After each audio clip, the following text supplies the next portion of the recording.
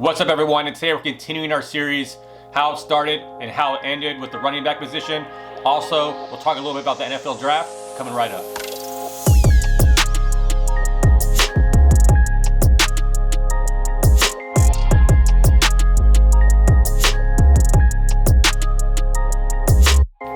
And what's up, everyone? Welcome to the Gridiron Fantasy Football Podcast for Monday, April 26, 2021. And I'm Chip. I'm your host, and thank you so much for listening today. If you're a new listener, thank you so much for joining us as well. If you'd like to share our podcast, you can find us over on Apple and Google Podcasts, Spotify, Stitcher, iHeartRadio, and Amazon Music. If you'd like to watch us, you can watch us over on YouTube at Gridiron Fantasy Football. So please do me a favor, hit subscribe, support the show so you don't miss any more episodes. And on today's episode, we're going to continue with this series I started a couple weeks ago, how it started, how it ended. Today I'm going to be doing the running back position.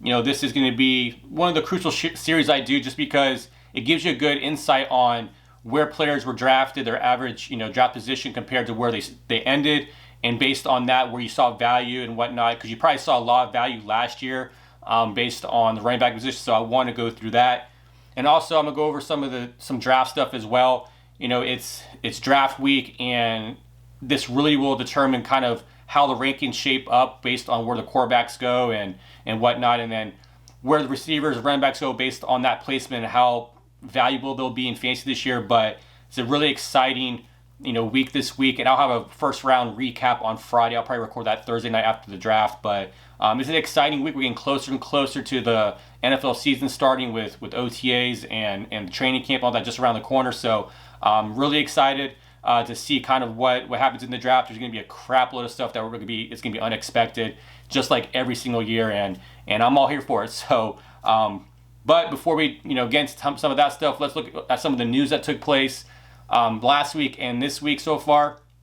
And the biggest news last week came from Alex Smith. He decided to retire after 16 seasons, and honestly, he had a great career. He started off kind of slow with the 49ers, but then I feel like when John Harbaugh came the coach of the 49ers, really kind of caused his career to go in the right direction.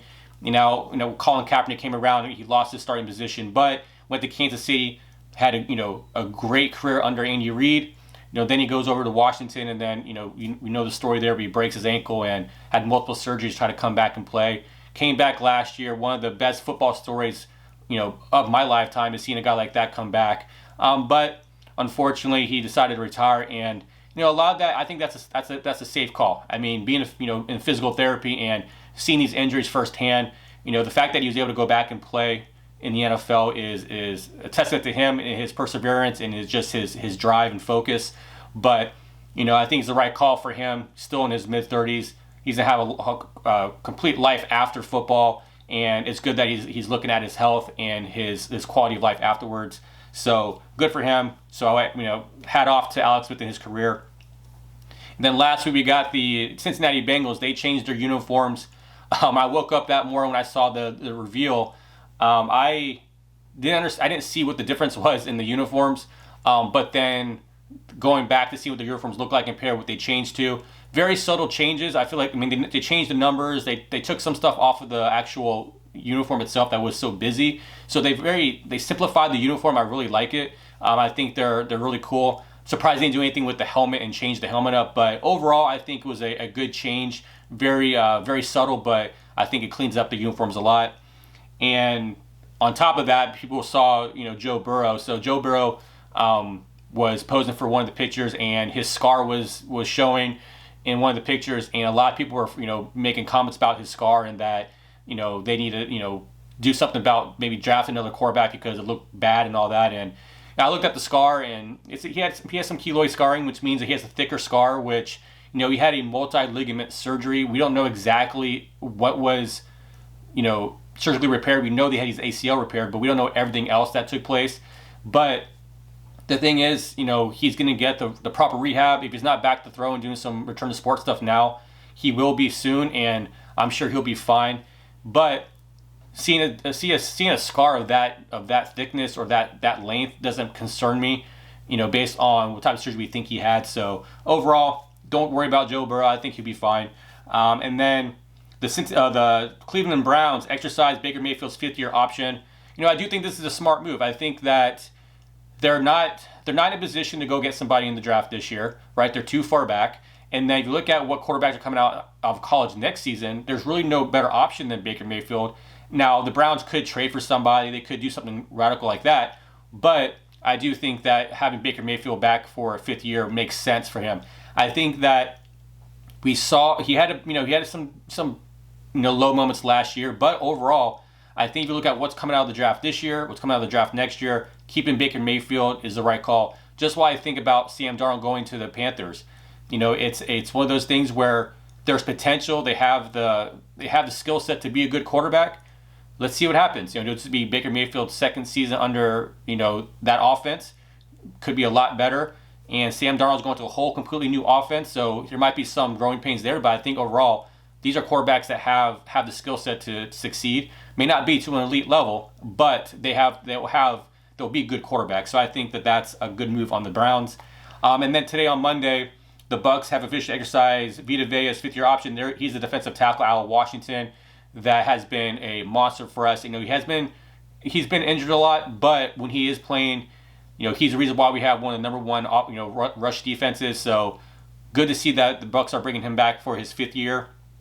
And then going kind of the Ravens news here. Ravens head coach said that Jim Harbaugh was saying that they want to try to get a wide receiver in the 2021 draft, which will make sense because right now they have Sammy Watkins and Hollywood Brown. Now, kind of linking to that, the Falcons are taking calls about maybe trading Julio Jones. And I feel like the Ravens are the best spot for Julio Jones. I feel like that's a team that's there to win now. And I think that giving up what they need to give up to get Julio Jones makes sense. So I feel like I'm coupling that news with Julio Jones news because I feel like that, looking at all the teams that need a wide receiver or could potentially, go over the top because they have someone like Julio Jones, I feel like the Ravens are the best spot for him. And then Ian Rappaport had said the 49ers are down to, and this is draft news, talking about Alabama quarterback Mac Jones and the North Dakota State quarterback Trey Lance as at the number 3 overall pick. Honestly, I don't understand why they made this trade because they were not going to be able to get high enough to get Trevor Lawrence, right, and then Wilson, right. So I don't understand why they're going to settle for these 2 quarterbacks. Now, this could be a complete smoke screen. There could be someone completely different they want in this position, but generally, if you're going that high in the draft, you're trying to get yourself a quarterback. And honestly, there's been such weird conversations and just information about both Mac Jones and Trey Lance. Trey Lance is more of a raw quarterback. So maybe that's someone that they may draft, have Jimmy Garoppolo be the guy for a year or 2, and then bring on Trey Lance as slowly as possible gets acclimated to the game. But it's just interesting kind of see all the smoke screens. This is the next few days are going to be interesting for the NFL because there's going to be so many smoke screens. There's possibly going to be trades that are going to happen that we would never expect. But overall, this is what it is. This is the fun part of the draft week. And then lastly, the NBC Sports Ruben Frank believes that the Eagles could select a running back in the 2nd or 3rd round of the draft, which is not good for Miles Sanders. That could take a massive hit on Miles Sanders' stock. Miles Sanders has been, I think, one of these running backs that has so much potential to be an elite running back, but doesn't get the opportunity. So that's the thing that frustrates me. I had Miles Sanders last year in one of my leagues, and it was hard to play him because Boston Scott got a lot of carries. They just won't give him the opportunity to be the number 1 running back. So the fact that they're talking about that, they talked about it last year too, and they didn't end up drafting anybody, but you still don't want to hear that news right now. And especially if it does happen, obviously we have enough time to kind of figure out the rankings and where Miles Sanders will be and where his value will be. But I think that it's just frustrating to kind of see a potential elite running back just not get the opportunity when teams talk about, drafting somebody that already has a starting running back. And the whole thing with the Eagles in general, I was listening to the press conference with their head coach, and Eagles fans, I don't think this guy's going to get more than a year. He was talking about rock, paper, scissors on competition and Jeopardy and all this stuff. And I don't know, man. I just don't like the vibe I'm getting from this coach, and I hope you guys are not either because it just seems like he's way over his head. And I don't know. I just feel like the Eagles could be a real, lack of a better term, a shit show this year. So we'll see. But overall, that's the news and some news about the draft. I would say this. I'm gonna give you one bold prediction, and I do think that you guys may hate me for this bold prediction, but I do believe that Trevor Lawrence will be the number 1 overall pick. I know it's a very, very outrageous claim, but I do think that this possibly will be the pick that the Jags take at number 1 overall. So, that's all I'm saying. But that is the news. And so for that being the case, let's go into let's talk about the running backs from last season. All right, so I'm going to talk about I'm only going through 1 through 12.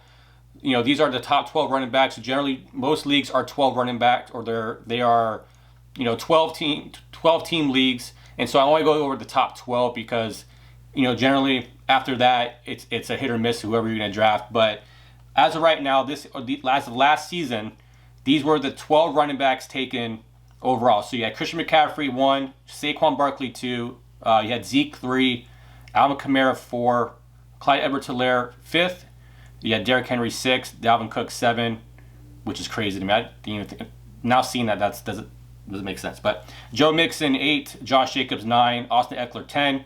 You had Miles Sanders 11, and you had Kenyon Drake overall at 12. So those were the top 12 running backs taken in the drafts last season.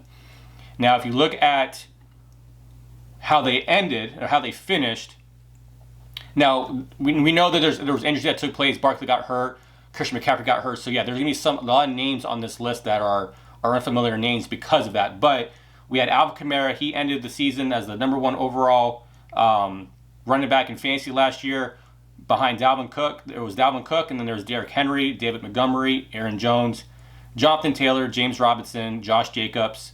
You had Zeke at 9, Kareem Hunt at 10, Nick Chubb at 11, and Mike Davis at 12. So obviously there's a few names on there that stick out a lot, right? So you got David Montgomery. He was the 4th overall running back last year that finished. Now this is in PPR leagues. He finished with 264.8 fantasy points. Now this is based on your scoring system. So if that it could be a little bit less or a little more, but that is something that I would not have guessed that would have been the case, because David Montgomery just didn't have the season that you would thought. He had a very good playoff push, right? He was a guy that I traded away, or I traded for at the end of my season before the trade deadline, because I did have James Robinson. I saw the playoff matchups that David Montgomery had, and I felt like that was the right decision to make. So David Montgomery was a guy that I picked up. So David Montgomery being 4th overall was kind of a crazy stat for me. And then Jonathan Taylor, he was 6th overall. He had a very strong end of the season, so that makes, he had 11 touchdowns last year rushing. He had another touchdown receiving, but, Jonathan Taylor at 6 was a definite value for anyone who drafted Jonathan Taylor. Same with James Robinson. So James Robinson, he came in last year as an undrafted free agent. The Jags had Raquel Armstead there. So he was supposed to be the running back, but they had Leonard Fournette. They let Leonard Fournette go. So Leonard Fournette goes and signs with the Bucs, goes and wins the Super Bowl, whatever. But they saw what James Robinson had, and when Armstead got the COVID-19 and then he couldn't play the whole season, gave James Robinson the opportunity to be the starter, and he took majority of the snaps last year, and he had a very good season. He was the 7th overall, running back in PPR. Now this is one of those things where, he was a little higher than that, but he had a very tough outing at the end of the season, had a very tough playoff matchup. It's one of those things where James Robinson was on nobody's radar until Armstead went down. I ended up picking up, James Robinson on waivers. You got him for free. So last year was a very good season for me when it comes to running backs and overall performance. Then you got Kareem Hunt. So Kareem Hunt was the 25th overall running back off the board in the drafts last year, and he ended up being the running back 10 in PPR formats. That's crazy value to me. He's one of those guys that's in a very, very run-heavy offense. The Browns run the ball about 55% of the time.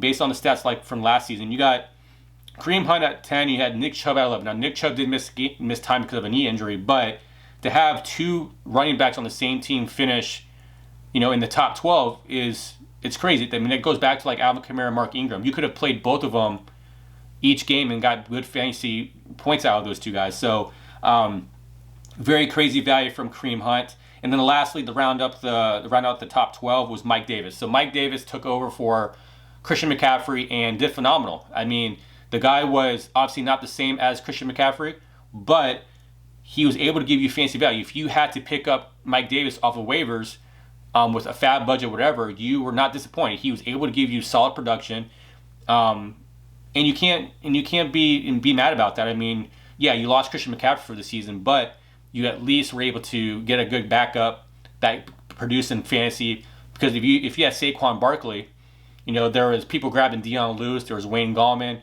all those guys that just didn't produce like Mike Davis did. So this is one of the reasons why, like last year, like I had Dalvin Cook and I drafted Alexander Mattison. I actually overspent for him because we're in an auction league, and I didn't want to have that headache if Dalvin Cook went down and have to blow all my fab budget on Alexander Mattison. So I drafted Alexander Mattison, and I was able to plug him in when Dalvin Cook went down with the groin injury. So I think that overall, I mean, these are smart things to do when you're drafting some of these guys that are very, I don't quote unquote, it's not really an injury prone type of term, but guys that have a history of injuries that potentially could make or break your fantasy season if they go out for a long period of time. But so those are the top 12 guys that finished based on last year and whatnot. Like I said, there's a lot of different names on this list compared to, based on what the ADP was last year.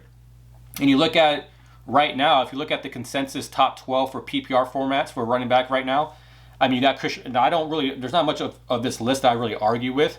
You got Christian McCaffrey 1, Barkley's 2, Dalvin Cook is 3. I would probably swap Barkley and Cook. Alvin Kamara is at 4. And Alvin Kamara to me, so I'll probably go more in depth with this when I do my rankings, but Alvin Kamara, he concerns me this year. Alvin Kamara is a player that I love. He's my favorite player. You can see I have his helmet behind me here if you're watching on YouTube. And, what concerns me is the fact that Taysom Hill is still on the roster for the Saints, and they're not going to declare if Jameis Winston or Taysom Hill is a starter.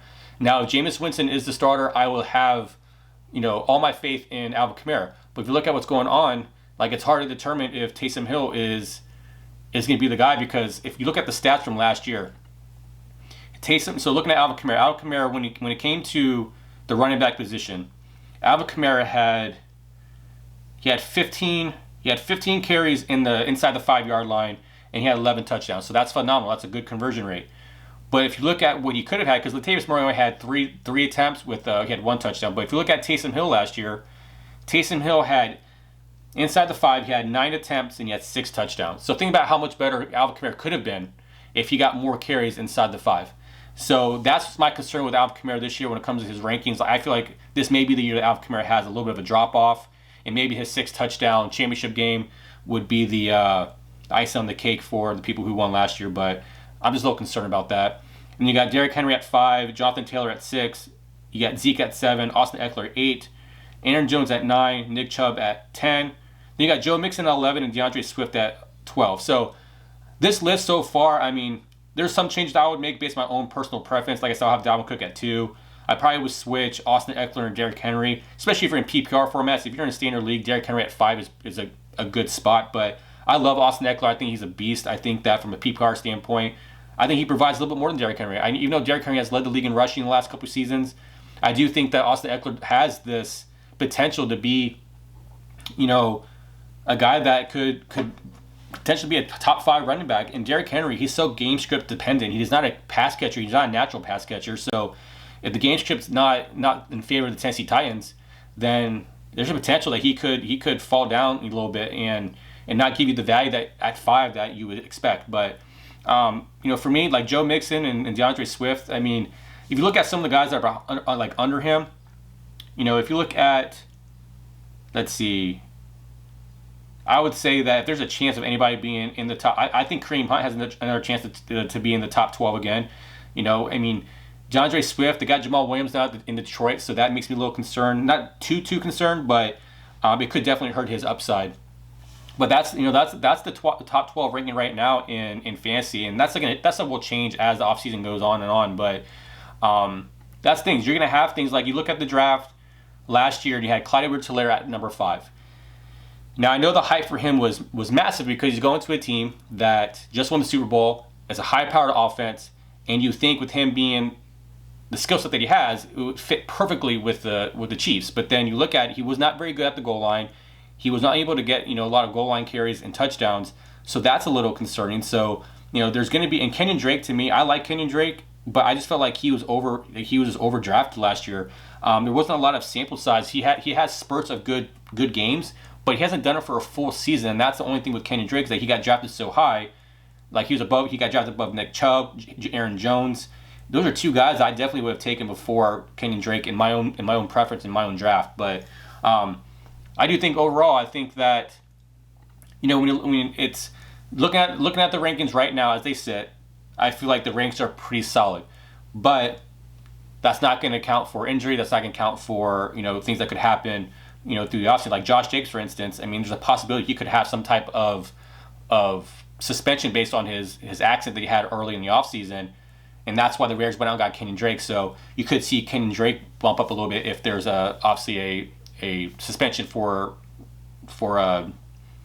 Josh Jacobs. But now let's look at how these running backs finished after this last season, right? So, like I said, the top 12 running backs that finished were Alvin Kamara, Dalvin Cook, Derrick Henry, David Montgomery, Aaron Jones, Jonathan Taylor, James Robinson, Josh Jacobs, Zeke, Kareem Hunt, Nick Chubb, and Mike Davis. Now, I'm going to let you know how many times they finished as a top 12 running back last season. Alvin Kamara, he had 12 weeks that he was RB1. Dalvin Cook had 10. Derrick Henry had 8. David Montgomery had 6. Aaron Jones had 4. John Taylor had 5. James Robinson had 7. Josh Jacobs had 4. Ezekiel Elliott had 6. Kareem Hunt had 3. Nick Chubb had 6. And then Mike Davis had 5. And what's crazy to me is that Kareem Hunt, finishing top 10 overall and only having 3 games where he was an RB1 just shows that he was super consistent in my eyes, and that he just gave you value. He was a flex play for anybody last year that really needed flex help, and you're able to get Kareem Hunt. Now, if you were smart enough, if you had Nick Chubb, you probably had Kareem Hunt as well, because Kareem Hunt would be the top guy to have to help with Nick Chubb. I mean, that's what happened last year. You said Nick Chubb went out. Kareem Hunt was a good transition. Didn't really miss a beat. Got the fancy production. Same as with Alexander Madison. When Dalvin Cook goes out, Alexander Madison tends to be the guy who has the skill set to be able to give you not the same production, but at least close enough. Like kind of like you look at what Christian McCaffrey is compared to like Mike Davis. I mean, obviously Christian McCaffrey is the more talented running back, but you're still gonna get they're not going to hurt you when it comes to what they're going to give you fantasy wise. So, so just a good insight on some of this, because every year we're going to see guys that are going to give you a lot of value. And kind of looking at this list right now, that's outside of the top 12, that's the consensus rankings. Like I said, I can see Cam Akers being a guy that's going to be a potential being a good pickup. J.K. Dobbins, Mark Ingram's not there anymore, so J.K. Dobbins could be a guy that could have some value. David Montgomery, I think James Robinson will be overdrafted, because I did a mock draft this morning just to kind of see where players are falling, and I know this is all simulated. This was on the Sleeper app, but Christian McCaffrey went first. I picked up Dalvin Cook second. It was Alvin Kamara, Derrick Henry, Jonathan Taylor, Saquon Barkley, Nick Chubb, and Ezekiel Elliott was the last running back taken in the first round. Now, this was my own league is a 10-team league, so this was a 10-team PPR draft. What's crazy to me is that Jonathan Taylor went before Saquon Barkley. Doesn't make a whole lot of sense to me. Then on the swing around on the 2-1, it was Josh Jacobs. Then you had Aaron Jones, James Robinson, Austin Eckler, Joe Mixon, the J.K. Dobbins rounded out the second round. And then you have, like I was saying, DeAndre Swift right now, the consensus ranking is as 12. Well, he was the 17th running back overall taken. So there's going to be a little bit of change. Obviously, going to be a lot of change happening in these mock drafts and whatnot, but it kind of gives you an idea as of right now where people value some of these running backs. And it looks like Austin Eckler will be another guy that gets kind of, as of right now, it looks like he'll be slept on, because he's getting taken after James Robinson. Now I understand like Aaron Jones. Josh Jacobs, to me, with Kenyon Drake being there, Josh Jacobs would say it's a guy that I'm not going to draft because there's too much potential of him could be a possible suspension. Kenyon Drake, he's a capable running back, so just interesting to kind of see that take place. Another interesting thing was Tyreek Hill was the number one wide receiver taken, but and Patrick Mahomes went in the second round again, and that this is what you're going to see. You're going to see guys that are going to be taken way early and just overdrafted, but just a good indication, kind of see what is happening right now as of April in mock drafts, and as of right now, that's kind of where things kind of laid. And that's it for today. Thank you so much for listening and watching on YouTube. Don't forget to send all your fantasy football questions to chip@gridironfantasyfootball.com. I'm here to answer any questions you have. If there's a particular series you want me to do or a particular video you want me to do, just let me know, and I'll try to make that work. But I'll leave that email down in the description as well. But I hope that you guys enjoy the draft this week. I know for me, I'm hoping the Bucs get one of the top running backs. I don't think Harris will be there. That's the top guy that I want. But hopefully Etienne or Williams will be there as well. But it's nice. The Bucs right now are in that position where they can take the best player available. They're not going for need. But I'm really excited about that. So hope you guys are excited about what your team's gonna do in the draft this year. But thank you for listening today. So like I said, please comment and share. Now, in the next episode, I'll do the how it started, how it ended with the wide receiver position. But I will do a first round reaction after the draft on Thursday night. If you'd like to follow us on social media, you can find us over on Facebook and Twitter at The Gridiron Pod. You can find us over on Instagram at Gridiron Fantasy Football. So thank you for listening. That's it for today. And we'll see you all in the next episode. Take care.